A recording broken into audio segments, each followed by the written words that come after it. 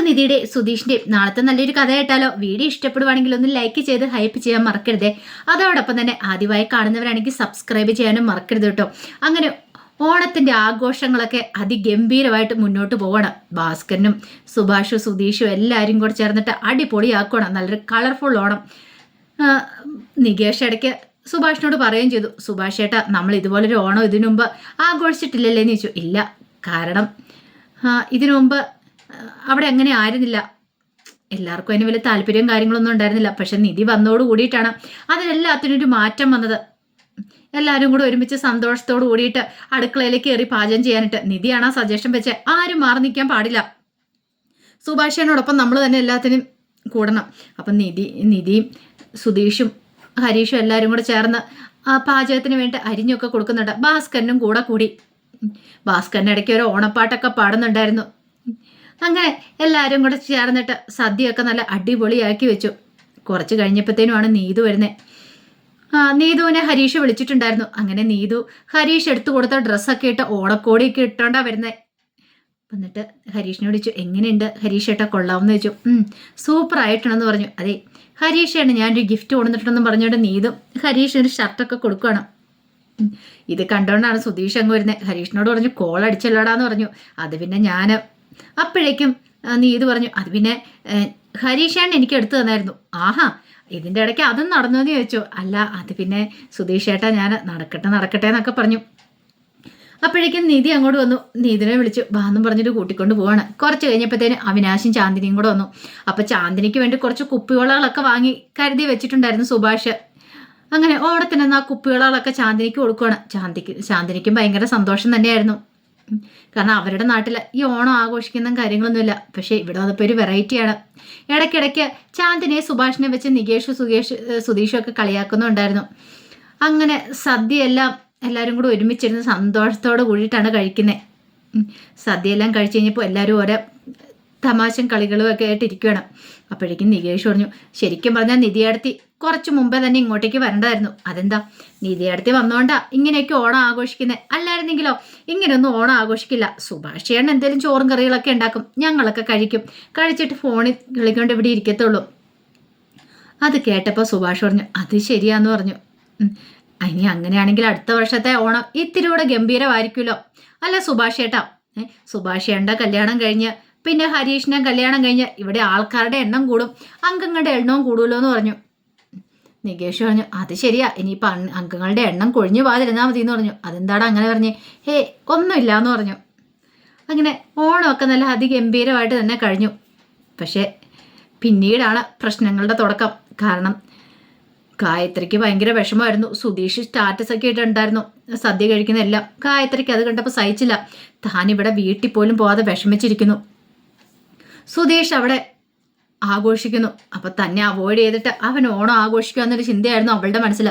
കോളേജിൽ പഠിച്ചുകൊണ്ടിരിക്കുക, അത്രയും പക്വതയും കാര്യങ്ങളൊന്നും അവൾക്കുണ്ടായിരുന്നില്ല.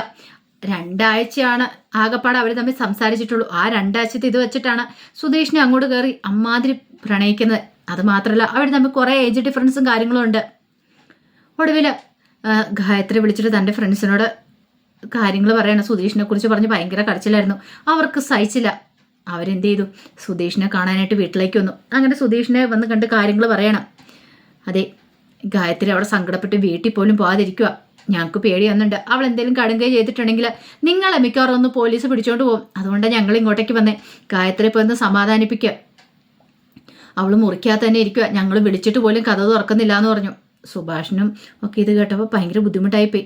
അപ്പോഴേക്കും നികേഷ് പറഞ്ഞു, എല്ലാ സുധീഷേൻ്റെ കയ്യിലിരിപ്പോണ്ട, സുധീഷേണ്ടത് എൻ്റെ വല്ല ആവശ്യം ഉണ്ടായിരുന്നു. സുധീഷ് പറഞ്ഞു, എടാ ഞാൻ അവളെ ഒരു ഫ്രണ്ടായിട്ടോ കണ്ടുള്ളൂ, എന്ത് വേണേലും ആയിക്കോട്ടെ, എന്നാലും ഇതിൻ്റെ ആവശ്യമൊന്നും ഇല്ലായിരുന്നു. ഹരീഷ് പറഞ്ഞു, നിങ്ങൾ പൊയ്ക്കോ, എന്നാലും അത് ഞങ്ങളൊരു തീരുമാനം ഉണ്ടായിക്കോളാന്ന് പറഞ്ഞു. തീരുമാനം ഉണ്ടാക്കണം, ഇനി ഞങ്ങൾ ഇങ്ങോട്ടേക്ക് വരുത്തിച്ചേക്കില്ല, അറിയാലോ. ഇനി ഞങ്ങൾ വരുമ്പോൾ ഇങ്ങനെയൊന്നും ആയിരിക്കില്ല വരുന്നത്. ഒരു ഭീഷണിയുടെ സ്വരത്തിലാണ് അവന്മാർ പറയുന്നത്. ഫ്രണ്ട്സാണ്. കാരണം സുധീഷും ഗായത്രിയും തമ്മിൽ ഇഷ്ടത്തിലാണെന്നാണ് അവന്മാരുടെ വിചാരം. കാരണം ഗായത്രി അങ്ങനെയാണ് ഫോണിൽ കൂടെ സംസാരിച്ചുകൊണ്ടിരിക്കുന്നത്. ഇടയ്ക്കിടയ്ക്ക് എപ്പോഴും സുധീഷിനെ വിളിക്കുന്ന അവർ കണ്ടുള്ളതാണ്. അപ്പോൾ സുധീഷ് തേച്ചു എന്നൊരു ചിന്തയൊക്കെ അവന്മാരുടെ മനസ്സിലുണ്ടായിരുന്നു. ഒടുവിൽ അവരെ അങ്ങോട്ട് പറഞ്ഞു വിട്ട് കഴിഞ്ഞപ്പോഴത്തേനും സുധീഷിന് ആകെപ്പാട് ടെൻഷനായി. സുധീഷ് അകത്തേക്ക് കയറുന്നപ്പം ഹരീഷ് ദേഷ്യപ്പെട്ടു. ഇതിൻ്റെ വല്ല ആവശ്യം ഉണ്ടായിരുന്നു സുധീഷ് ഏട്ടാ? വെറുതെ ഓരോ പ്രശ്നങ്ങളൊക്കെ ചെന്ന് തലയിട്ടിട്ട് ഇപ്പൊ എങ്ങനെ ഇരിക്കുന്നു? സുഭാഷും കുറെ ചീത്ത പറഞ്ഞു. എടാ നാണമുണ്ടോടാ നിനക്ക്? ആരെങ്കിലും ചെയ്യുന്ന പരിപാടിയാണേ ഇത്. നിനക്ക് ഇതിന്റെ വല്ല ആവശ്യമുണ്ടോ? നിന്റെ കല്യാണം കഴിഞ്ഞല്ലേ? കല്യാണം കഴിഞ്ഞിട്ട് ഇങ്ങനെയൊക്കെ ആണ്ടാ ചെയ്യുന്നത്? അത് ഒരു കൊച്ചു വേണം കോളേജിൽ പഠിക്കുന്ന ഒരു പെങ്കൊച്ചിന്റെ പിന്നാലെ നടക്കേണ്ട കാര്യമുണ്ടോ? നിയേഷ് പറഞ്ഞു. അതെ, ഞാൻ കരുതിക്കൊണ്ടിരുന്ന അവൾ എന്നെ നോക്കുവന്ന്. അയ്യോ, നീ ഒന്നും മിണ്ടല്ല. നീയല്ല അവളെക്കുറിച്ച് എന്നോട് ആദ്യം പറഞ്ഞ ഗായത്രിയെക്കുറിച്ച്. എന്നിട്ടിപ്പം ആഹാ, ഞാൻ പറഞ്ഞതെന്ന് പറഞ്ഞോണ്ട് സുധീഷ് ചേട്ടനോട് ആരാ അവളുടെ നമ്പരൊക്കെ മേടിച്ച് വിളിക്കാൻ പറഞ്ഞേ? ഞാനാണോ പറഞ്ഞേ? എടാ നീയല്ലേ വന്ന് പറഞ്ഞത് സുധീഷ് ചേട്ടനെ അവൾ അന്വേഷിക്കുന്നതൊക്കെ. എന്നിട്ട് ഇപ്പൊ കുറ്റം എൻ്റെ തലയിലായോ?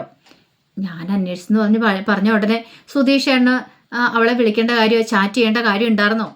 ഒടുവിൽ അങ്ങോട്ടും ഇങ്ങോട്ടും വഴക്കായി. സുഭാഷ് പറഞ്ഞ് നിർത്ത്, മതി, ഇനി കൂടുതലൊന്നും പറയണ്ട. എന്താന്ന് വെച്ചാൽ നീ ചെയ്തോണം. ഇവിടെ എങ്ങാനും ഇതിന്റെ പേരിൽ വല്ല പ്രശ്നം ഉണ്ടായിട്ടുണ്ടെങ്കിൽ ആ പെങ്കൊച്ച് വല്ല കടുങ്കൈ ചെയ്താൽ പോലീസ് അന്വേഷിച്ചു വരും. പോലീസ് വരുന്നോ? പിടിച്ചോണ്ട് പോകുന്നോ? പിന്നല്ലാതെ. ഇതിന്റെ ഒന്നും ആവശ്യമില്ലായിരുന്നല്ലോ നിനക്ക്. കല്യാണം കഴിഞ്ഞ് ആ രീതിക്ക് നിൽക്കണം. അപ്പോഴേക്കും അത് കേട്ടപ്പോൾ സുഭാഷ് ഇത് പറഞ്ഞു കേട്ടപ്പോൾ സുധീഷിന് ദേഷ്യമായി. സുഭാഷ് ചേട്ടൻ ഇത് പറയുന്നുണ്ട്, എന്റെ കല്യാണം കഴിഞ്ഞെന്ന് പറഞ്ഞോണ്ടേ അതിനെന്താ ഒരു ഇതിരിക്കുന്നേ? കല്യാണം കഴിഞ്ഞെന്ന് മാത്രമല്ലേ ഉള്ളൂ. നിയമപരമായിട്ട് കല്യാണം കഴിഞ്ഞു. അതിനേക്കാൾ ഉപരി ഞങ്ങൾ തമ്മിലൊരു ബന്ധമില്ല. അവളുടെ ആരാ ഞാൻ? എൻ്റെ ആരും അല്ലല്ലോ അവള്. എനിക്കിഷ്ടം പോലെ നടക്കുകയും ചെയ്യാം. നിധിക്ക് ഇതെല്ലാം കേട്ടുകഴിഞ്ഞപ്പോൾ സങ്കടമായി. അവള് ഒരിക്കലെങ്കിലും എന്നെ ഭർത്താവായിട്ട് കണ്ടിട്ടുണ്ടോ? അതുപോലെ തന്നെ ഞാൻ അവളെ ഭാര്യയായിട്ട് കണ്ടിട്ടില്ല. ഞങ്ങൾ ഭാര്യ ഭർത്താക്കന്മാരെ പോലെ അല്ല ജീവിക്കുന്നത്. അപ്രതീക്ഷിതമായിട്ടൊരു സാഹചര്യത്തിൽ അവളുടെ കാലത്ത് എനിക്ക് താലി ആർത്തേണ്ട വന്നു. ഞങ്ങൾ ഡിവോഴ്സിന് കൊടുത്തിരിക്കുക. അധികം വൈകാതെ ഡിവോഴ്സ് കിട്ടും. അപ്പൊ പിന്നെ ഞാൻ ആജീവനാന്തകാലം ഇങ്ങനെ തുടരുന്നാണോ പറയണേ? അപ്പൊ എനിക്കിനി വേറൊരു പെൺകുട്ടിയുടെ കഴുത്തിൽ താലി ആർത്താൻ പറ്റില്ലേ? ഇത് എവിടുത്തെ നിയമോ? അങ്ങനെ കുറെ പറഞ്ഞപ്പോൾ സുഭാഷിനൊക്കെ ഉത്തരം മുട്ടി. അപ്പോഴേക്കും നിധി അങ്ങോട്ട് എഴുന്നേറ്റു. നിധി പറഞ്ഞു, സുഭാഷ് പറഞ്ഞ സുധീഷ് പറഞ്ഞ 100% ശരിയാണ്. കാരണം ഒരപ്രതീക്ഷിത മുഹൂർത്തത്തിലാണ് നമ്മൾ തമ്മിലുള്ള താലികെട്ടും കാര്യങ്ങളും നടന്നത്. ഇനി ഡിവോഴ്സ് കഴിഞ്ഞിട്ടുണ്ടെങ്കിൽ സുധീഷിന് വഴി, എനിക്ക് എൻ്റെ വഴി. പിന്നെ ഒരു കാര്യമുണ്ട്, ഗായത്രിയുടെ കാര്യം. എന്താണെങ്കിലും ഞാനാണല്ലോ ഒരു തടസ്സമായിട്ട് നിൽക്കുന്നത്. ഞാനുമായിട്ടുള്ള ഡിവോഴ്സ് കഴിഞ്ഞിട്ടുണ്ടെങ്കിൽ ഗായത്രിയുമായിട്ട് ഒരുമിച്ച് ജീവിക്കുക സുധീഷിന്. അതിന് പ്രശ്നമൊന്നുമില്ല. ഇത്തവണ ഞെട്ടിയത് സുധീഷാണ്. പിന്നെ സുധീഷ് പറഞ്ഞല്ലോ, നമ്മൾ രണ്ട് വ്യക്തികളാണ്, ഭാര്യ ഭർത്താക്കന്മാരല്ലെന്ന്. അത് ഞാൻ അംഗീകരിച്ച് വരുന്ന കാര്യമാണ്. അധികം വൈകാതെ ഡിവോഴ്സ് നടക്കുമല്ലോ. അപ്പോൾ പിന്നെ സുധീഷിൻ്റെ ഇഷ്ടം പോലെ പോയിക്കോ. പക്ഷെ അതിനു മുമ്പ് ആ പെൺകുട്ടി കഥ അടച്ചിരിക്കുമെന്നല്ലേ പറഞ്ഞേ? അതിനൊരു തീരുമാനം ഉണ്ടാക്കണ്ടെന്ന് ചോദിച്ചു. തീരുമാനം? എന്ത് തീരുമാനം? ഒരു കാര്യം ചെയ്യാം, ആ പെൺകുട്ടിയെ പോയി കാണാമെന്ന് പറഞ്ഞു. സുധീഷ് പറഞ്ഞു, അത് വേണ്ട, അതിൻ്റെ ആവശ്യമൊന്നുമില്ല. അപ്പോഴേക്കും നിധി പറഞ്ഞു, എനിക്ക് കാണാതിരിക്കാൻ പറ്റില്ല. എന്തെങ്കിലും സംഭവിച്ചു പോയിട്ടുണ്ടെങ്കിലേ ഈ വീട്ടിലേക്കായിരിക്കും അതിൻ്റെ പ്രശ്നങ്ങൾ ഉണ്ടാകുന്നത്. അതെല്ലാവരെയും കുടുംബത്തെ മൊത്തം ബാധിക്കുന്ന കാര്യമാണ്. അതുകൊണ്ട് ഞാനൊരു കാര്യം തീരുമാനിച്ചു. ആ പെൺകുട്ടിയോട് പോയി ഉള്ള സത്യങ്ങളൊക്കെ തുറന്നു പറയാം. അവൾ തീരുമാനിക്കട്ടെ. ഞാൻ സുധീഷിൻ്റെ ഭാര്യ ആയിരുന്നു. അതങ്ങനെ എങ്ങനെയാണ് കല്യാണം നടന്നതെന്നും പിന്നെ ഇപ്പോഴത്തെ സാഹചര്യം എന്താണെന്നും ഞങ്ങൾ തമ്മിൽ ഡിവോഴ്സിന് ഇരിക്കുമെന്നും എല്ലാ കാര്യങ്ങളും തുറന്നു പറഞ്ഞാളാം. കുറച്ച് നാളോടെ കാത്തിരിക്കാൻ പറയാം. അപ്പം സുധീഷ് അവളുടെ കഴുത്തിൽ താലി ആർത്തിക്കോളെന്ന് പറയാം. എങ്ങനെയുണ്ട്? അത് പോരേന്ന് ചോദിച്ചു. സുധീഷ് ഞെട്ടിപ്പോയി. ദൈവമേ, പണി പാളിയോ?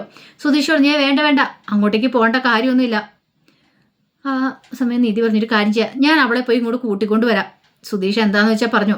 അല്ലെ സുധീഷിനോടൊപ്പം അവൾ താമസിക്കട്ടെ. നിങ്ങൾ തമ്മിൽ ഒരുമിച്ച് താമസിച്ചോ, എനിക്ക് ഒരു പ്രശ്നമില്ല എന്ന് പറഞ്ഞു. എന്തൊക്കെയാ പറയണമെന്ന് ചോദിച്ചു. അതെ, ഞാൻ ആ കാര്യം തീരുമാനിച്ചെന്ന് പറഞ്ഞു കഴിഞ്ഞപ്പോഴത്തേനും ഇടുത്തി വീണ അവസ്ഥയായിപ്പോയി സുധീഷിൻ്റെ തലയിൽ. എന്ത് ചെയ്യണം? ആകെപ്പാടെ പെട്ടുപോയ ഒരവസ്ഥയിൽ സുധീഷ് നിൽക്കുകയാണ്. അതിൻ്റെ കഥകളൊക്കെയാണ് കാണാൻ പോകുന്നത്. ആ വിശേഷങ്ങൾക്കായി നമുക്ക് എല്ലാവർക്കും കാത്തിരിക്കാട്ടോ. ഒരിക്കൽ കൂടി എല്ലാവർക്കും ശുഭരാത്രി നേർന്നുകൊണ്ട് നിർത്തുന്നു. നന്ദി.